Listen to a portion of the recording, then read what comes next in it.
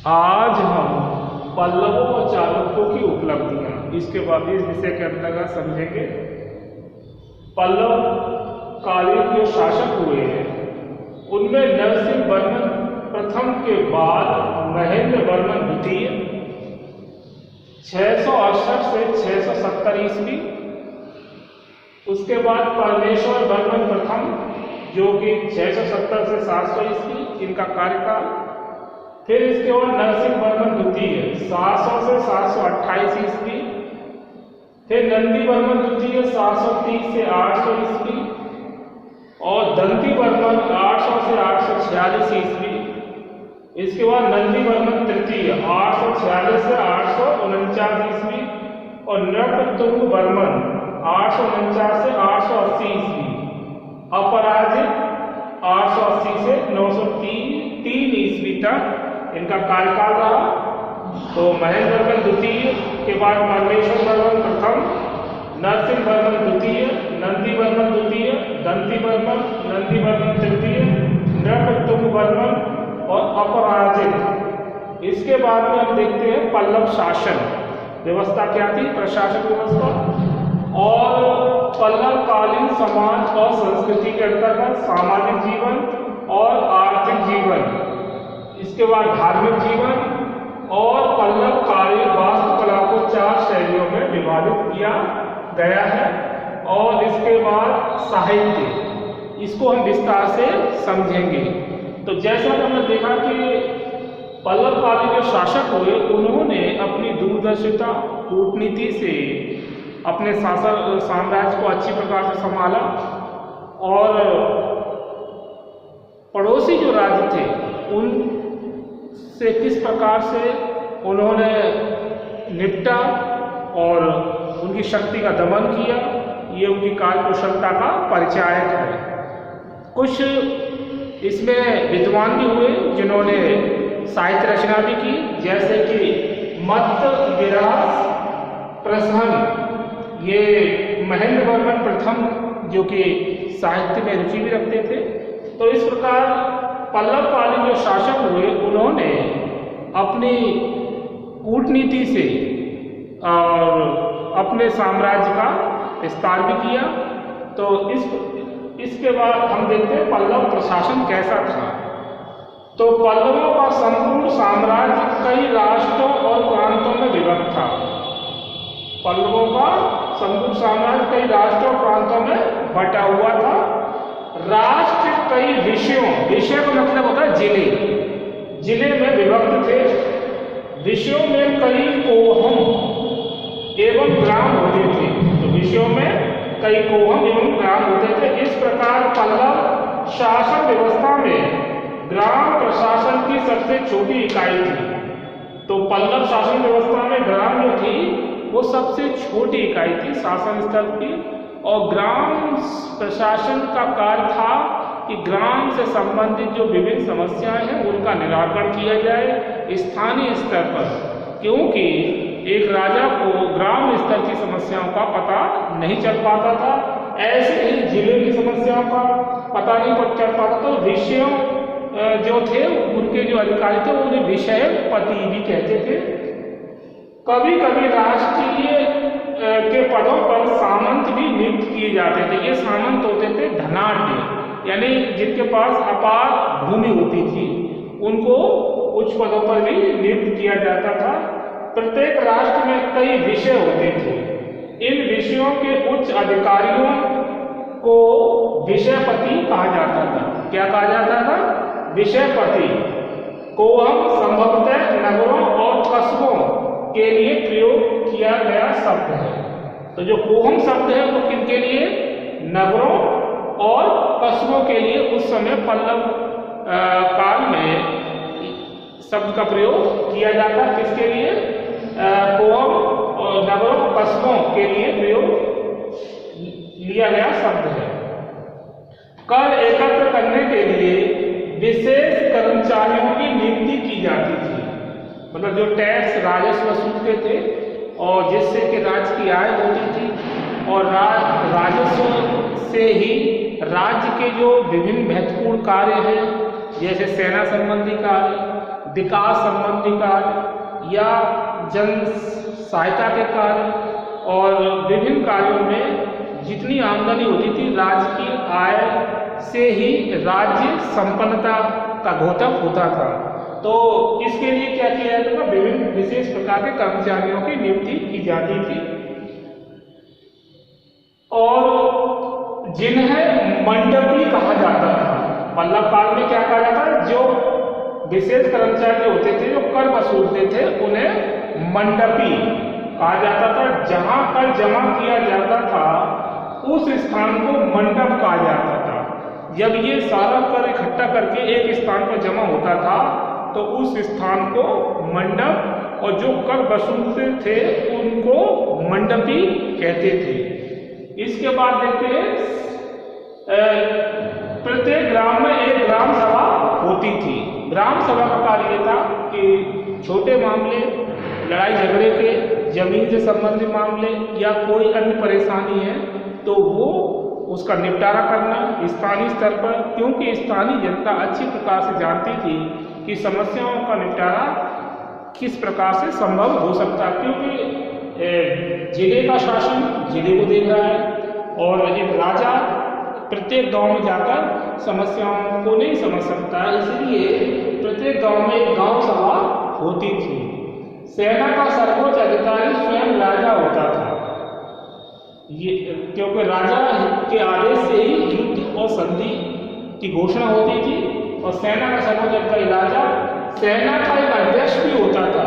मतलब सभी सेना को एक तरह से उन सैनिकों की भर्ती करना, अशस्त्रों की देखभाल करना, जो अश्व सेना है उसको देखना और पैदल सेना या गज सेना है उसको भी उसका निरीक्षण करना का कार्य किसका होता था, सेना अध्यक्ष का, जिसे क्या सेनापति कहते थे।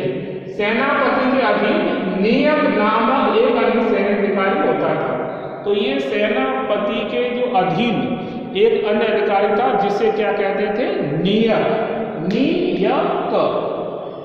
तो सेना, क्योंकि किसी भी राज्य की सेना मजबूत है और तभी वो राज्य सुरक्षित है, और ये राजा को भी पता था, सेनापति को भी पता था, नियक को भी पता था कि सेना में यदि किसी प्रकार की त्रुटि रहती है तो शत्रु जो राज्य है वो आसानी से पराजित कर सकता है। तो हमने देखा अब पल्लवकालीन समाज और संस्कृति। तो पल्लवकालीन समाज संस्कृति में सामाजिक जीवन, तो पल्लवकालीन में वर्ण व्यवस्था भी मौजूद थी समाज में। मतलब वर्ण वही ब्राह्मण, क्षत्रिय, वैश्य और चतुर्थ वर्ग, जिनका अलग अलग कार्य था।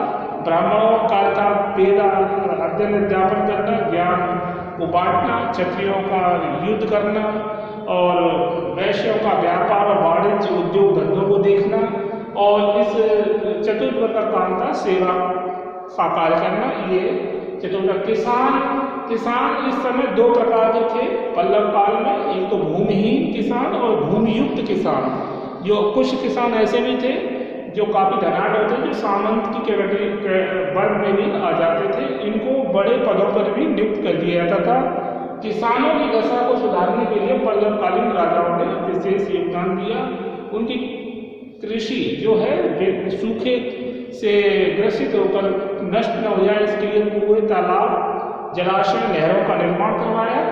रहन सहन का स्तर देखें तो इस समय पल्लव काल में रहन सहन का स्तर 3 भागों में बटा हुआ दिखाई देता है, उच्च वर्ग, मध्यम और निम्न वर्ग। उच्च वर्ग के लोग कीमती वस्त्र, कीमती धातुओं का उपयोग और जो उनके निवास स्थान वो अच्छी कलात्मक दृष्टि के बने होते थे। मध्यम वर्ग के लोग साधारण वस्त्र और साधारण जीवन और उनका निवास भी साधारण होता था, और निम्न वर्ग के लोगों की दशा थोड़ी आर्थिक रूप से शोचनीय थी।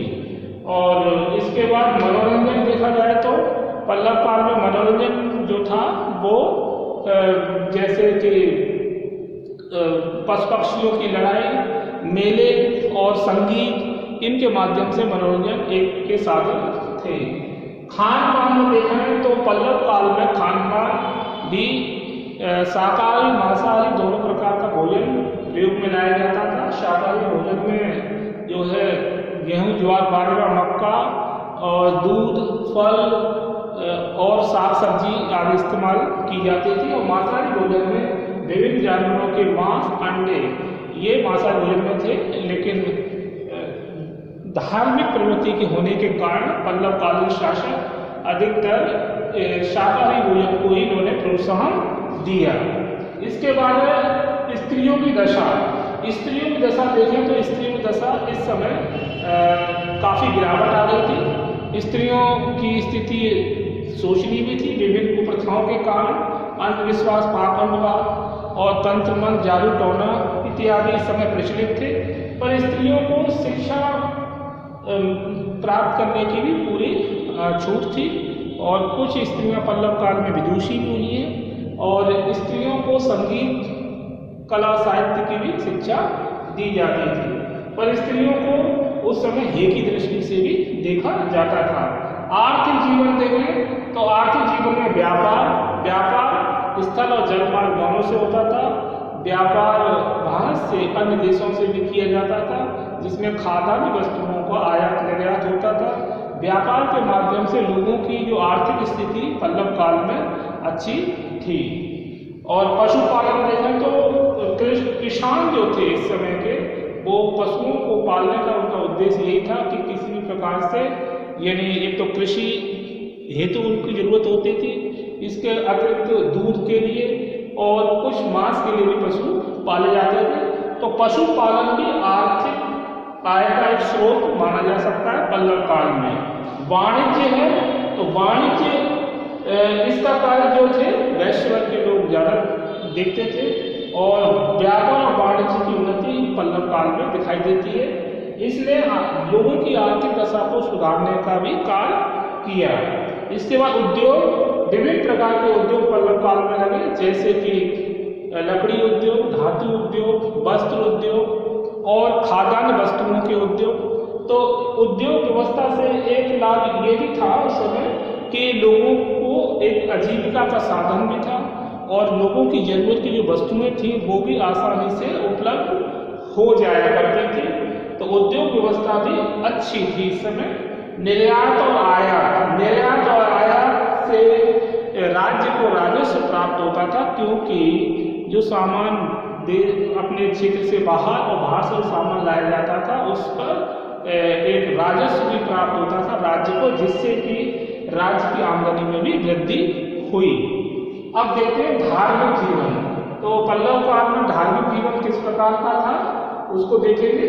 तो धार्मिक जीवन में ब्राह्मण धर्म चूंकि पल्लव काल में जो शासक हुए ब्राह्मण धर्म में गहरी आस्था थी, उन्होंने ब्राह्मण धर्म की उन्नति में विशेष योगदान दिया। ब्राह्मणों का काम था अध्ययन अध्यापन करना और अनुष्ठान करना, यज्ञ करना और विभिन्न धार्मिक कार्यों को पूर्ण करना। तो ब्राह्मणों की दशा इस समय अच्छी थी। बौद्ध एवं जैन धर्म भी इस समय काफ़ी अच्छी अवस्था में था, क्योंकि पल्लव कालीन जो शासक उन्होंने बौद्ध और जैन धर्म को भी काफ़ी सहयोग दिया आर्थिक रूप से, और उनकी जो बहुत सी जो समस्याएं थी उसका निराकरण भी करवाया। तो महायान संप्रदाय का तो बहुत अधिक प्रचार प्रसार इस समय देखने को मिलता है। तो बौद्ध और जैन धर्म को मानने वाले और सहायता देने वाले भी पल्लव कालीन शासक थे। शिव और विष्णु भक्ति भी इस समय प्रचलित थी, यानी लोग शैव धर्म और वैष्णव धर्म के भी अनुयायी थे। और इस समय इनकी जो प्रचार प्रसार भी काफ़ी हो रहा था। और दक्षिण में भी शैव धर्म का प्रचार प्रसार हुआ, जैसे कापालिक और कालमुख जैसे संप्रदाय को मानने वाले ये भी शैव धर्म को काफ़ी उन्होंने प्रचार प्रसार किया।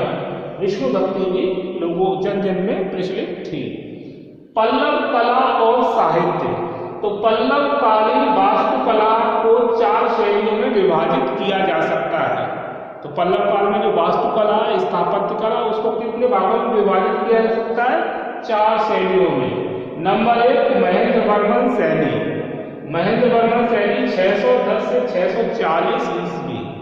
नंबर 2 है महामल्ल शैली, ये दूसरी शैली हुई है स्थापत्य की। तो वास्तुकला में 640 से 674 ईस्वी। इसके बाद है राजसिंह शैली। राज सिंह शैली 674 से 800 ईस्वी। इसके बाद नंदी वर्मन शैली 800 से 900 ईस्वी। तो ये स्थापत्य कला की शैलियाँ थी और इन स्थापत्य कला की शैलियों के अंतर्गत ही विभिन्न इमारतों का निर्माण हुआ और विभिन्न मंदिरों का निर्माण हुआ और बहुत से शिलालेख भी देखने को मिलते हैं, अभिलेख। तो पल्लवकालीन वास्तुकला में कितनी शैलियाँ थी? 4।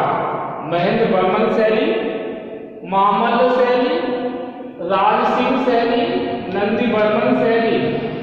फिर इसके बाद आता है साहित्य। तो पल्लव काल में साहित्य का भी काफी विस्तार देखने को मिलता है। इसमें महेंद्र वर्मन जो प्रथम है वो भी साहित्य में विशेष रुचि रखते हैं और इस समय 10 कुमार चरित्र के रचयिता दंडी हुए हैं, महाकवि दंडी। और भारवी ने इस समय किरातार्जुनीय नामक ग्रंथ की रचना की और तमिल भाषा के विकास में भी इस समय के शासकों ने योगदान दिया। तो देखिए, पल्लव शासकों ने संस्कृत भाषा के उन्नयन को सफल बनाया। तो इस समय संस्कृत भाषा के प्रचार प्रसार को काफी बढ़ावा मिला पल्लव शासकों द्वारा। पल्लवों के समय नायनार, आलवार संतों के भक्ति आंदोलन ने तमिल भाषा के विकास में योगदान दिया। तो नायनार और आलवार ये संत हुए हैं दक्षिण में, इन्होंने तमिल भाषा के विकास में अपना महत्वपूर्ण योगदान दिया। भारवी ने अपने प्रसिद्ध महाकाव्य किरातार्जुनीय की रचना की इस समय और महेंद्र वर्मन प्रथम ने मत्त विलास प्रसहन ग्रंथ की रचना की। 10 कुमार चरितम के रचयिता महाकवि दंडी भी इस समय हुए। तो दंडी की जो रचना है वो कौन सी है? 10 कुमार चरितम। इसके अतिरिक्त और भी विद्वान हुए और इन विद्वानों को पल्लव कालीन जो शासक थे उनने अपना एक तरह से आर्थिक और प्रशासनिक सहयोग भी इनको दे रखा था। अपने राज्य में राज आश्रय किया और साहित्य कला की पल्लव काल में बहुत ही उन्नति देखने को मिलती है। तो आज हमने पल्लवों और चालुक्यों की उपलब्धियों विषय के अंतर्गत हमने विभिन्न पल्लवकालीन जो शासक हुए उनके कार्यकाल को जाना, उनके क्रम को जाना कि महेंद्र वर्मन द्वितीय, परमेश्वर वर्मन प्रथम, नरसिंह वर्मन द्वितीय, नंदी वर्मन तृतीय, दत्ती वर्मन, नंदी वर्मन तृतीय, नृतुंग वर्मन और अपराजित पे पल्लव प्रशासन किस प्रकार से बटा हुआ था। और इसके बाद हमने देखा पल्लवकालीन समाज और संस्कृति में सामाजिक जीवन, आर्थिक जीवन और धार्मिक जीवन, पल्लव कला और साहित्य को बारे में जाना। ये पल्लव वास्तुकला 4 भागों में विभाजित थी: महेंद्र वर्मन शैली, मामल्ल शैली, राज सिंह शैली और नंदी वर्मन शैली। साहित्य में हमने देखा कि नायनार, आलवार संतों ने किस प्रकार से तमिल भाषा के विकास में योगदान दिया और भारवी ने अपने प्रसिद्ध महाकाव्य किरातार्जुनीय की रचना की। महेंद्र वर्मन प्रथम ने मत्त विलास प्रसहन ग्रंथ की रचना की और दंडी ने 10 कुमार चरितम ग्रंथ की रचना की। तो इस प्रकार हमने आज पल्लवकालीन से संबंधित विभिन्न जानकारियों को समझा और इसके आगे हम नेक्स्ट वीडियो में चालुक्यों के बारे में जानेंगे। और आज इस वीडियो में इतना ही। ओके।